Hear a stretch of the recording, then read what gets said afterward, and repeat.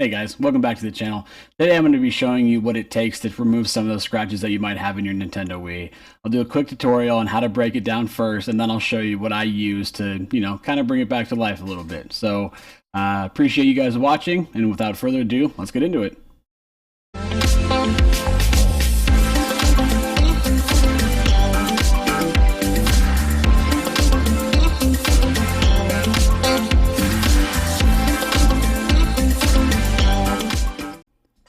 Alright guys, I'm kind of jumping into this. This is the Wii that I picked up. I got it on sale for about 50 bucks, so not a bad deal. Everything was working, came with all the accessories, but what I kind of noticed is that it looked pretty scratched up. So I want to take some time and do a quick tutorial and a teardown. First, you're going to notice there's a couple of these little tiny square stickers on the top. It's kind of hard to see because it's black on black.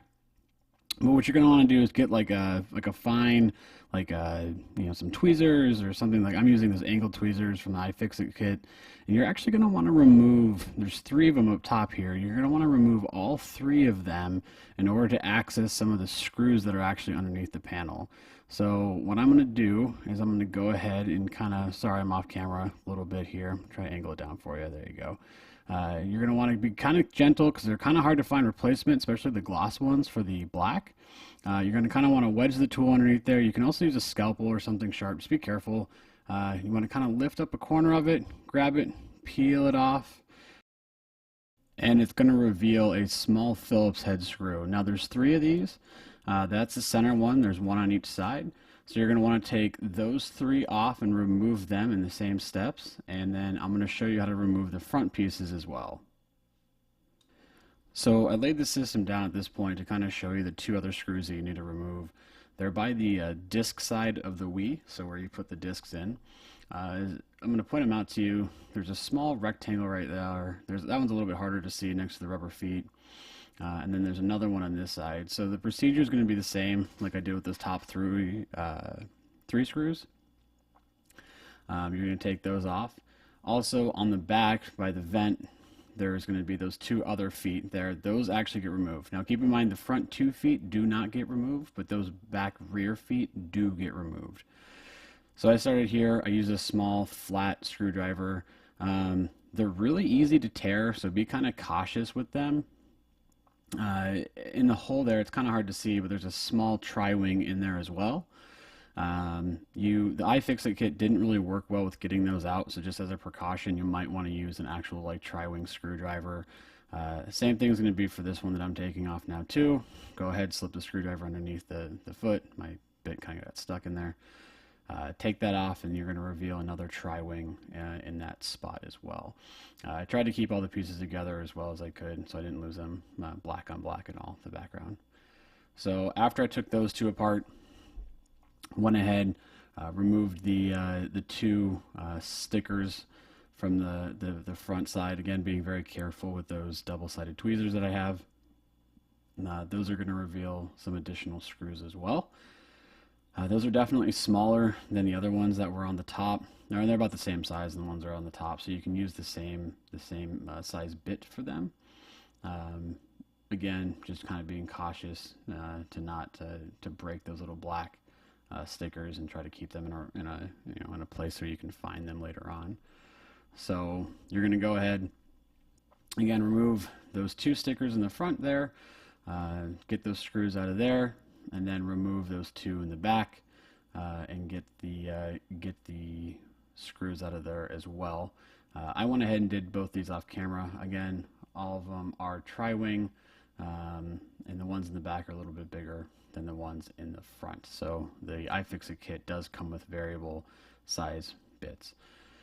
Now on the back, I went ahead and took off some more of the stickers that were on the back. So there's one there. There's another one down below, and then there is another one back there. Those 3 are the ones that are covered with stickers, so you're going to go ahead and remove those as well. There's also one underneath the battery tray cover. So I took the battery tray out already, and then so I'm going to put it back in to kind of just show you. So there's a screw holding in your battery.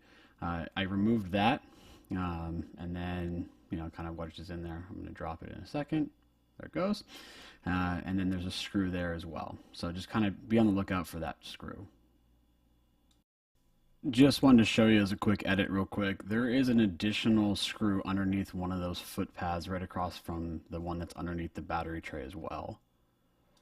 Now this clip was supposed to be meant to show you how to take apart the front piece of the where you put the discs in. Once all those screws are removed, you're actually going to pull the front front piece off where it has like the power button. Now, but be careful because there is a cable there that connects everything together. So just kind of be gentle when you're pulling it apart. You know, be careful and then disconnect the cables that go to the board for the power and everything.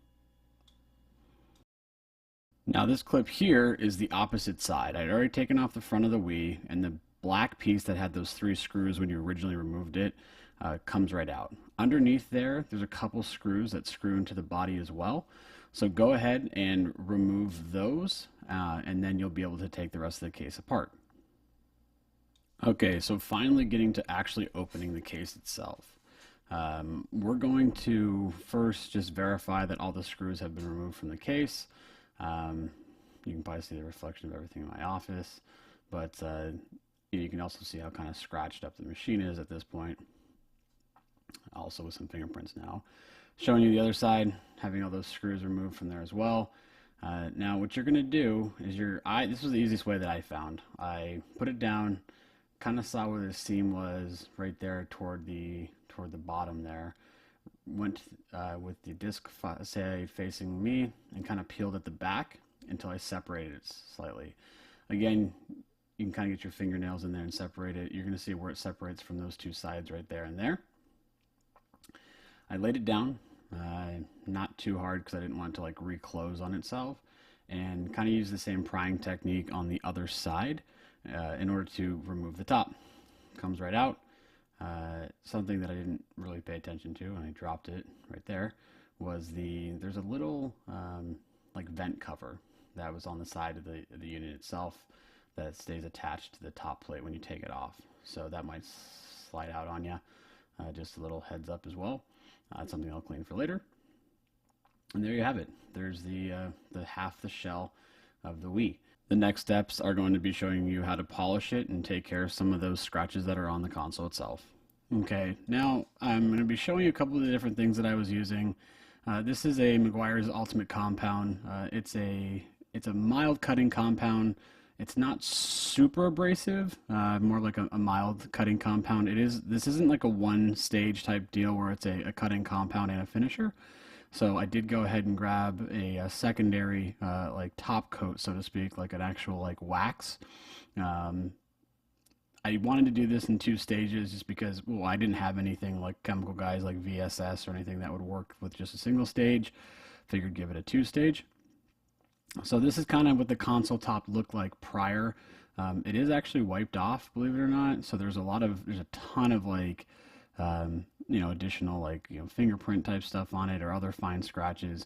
Now I am using a DA, so this is a Porter cable DA. It's a little extreme. You can do this stuff by hand too. I'll show a link to the bottom. I'm using the Chemical Guys Hex pads. This is the orange pad. It's a medium cutting. I do have a black one that I'll be using, which is more of a finishing one when I apply the ceramic wax. So what I'm going to do here is we're going to start with the Ultimate Compound. I'm just going to place some of the product itself on the console. You can place it on the pad as well. Typically, when I'm doing my automotive stuff, I place it on the pad before I put it on. I don't know why I didn't really feel like doing it that way this time. So, placed a couple dime-sized pieces on the console itself, and I'm going to be spreading it on the console. Now, I don't even turn the Porter cable on for this part. I just kind of, make sure that it's on there. I do recommend doing this outside or doing this in a garage because you're not going to really see it here, but when you turn this thing on, it's going to sling compound everywhere. So I did unfortunately get it all over my my computer and stuff. But so here I have it on just setting 1, nothing too high, nothing too crazy. Again, I have a mild to medium cutting pad, and again I haven't worked with this stuff on a console, so I wasn't sure if I was going to like burn through it. So just kind of making, some slight passes to kind of get everything, spread in to the console itself to kind of get it spread around. I do kick up the speed here in a second, just to kind of get it a little bit more, to where if I put some pressure down on the unit itself, it'll keep going. As you can tell, it starts to kick a little bit harder because I turned it up.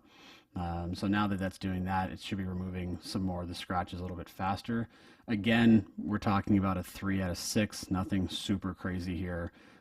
Again, not wanting to like burn through any of the clear coat, I guess, or that's on there itself. Don't want to burn the plastic. So again, just kind of took my time, went over a few sections, made sure that it was completely done. So here I am, just kind of finishing it up. It's going to be not perfect.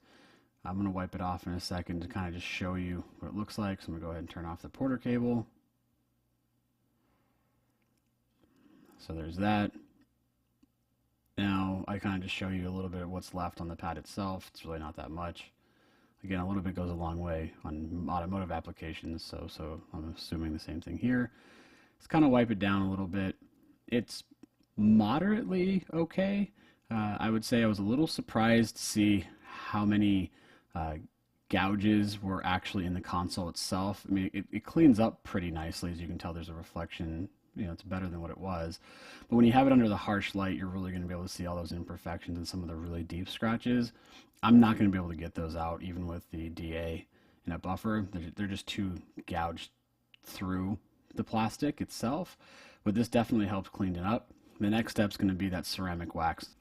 So here's the ceramic wax that I'm using on a black Hex Logic pad.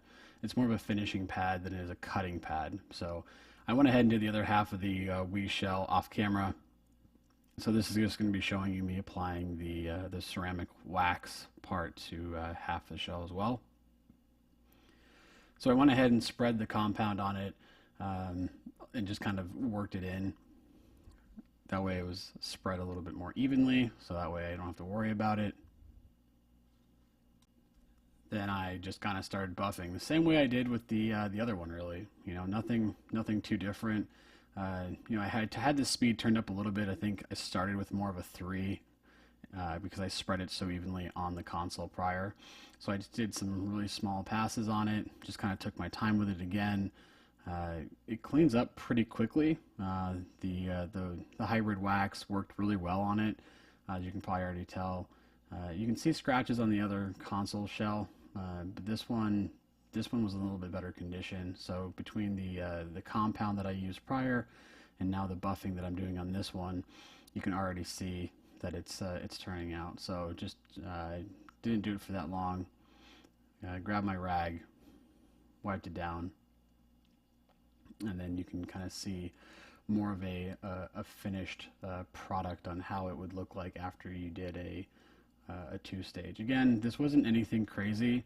I knew there was going to be gouges and cuts that I wasn't going to be able to get out of the Wii, but you can, again, under the harsh light, you're going to be able to see it. But if you look at the reflection, for the most part, unless it's directly under a light like that, it's kind of hard to even see the imperfections on the console itself.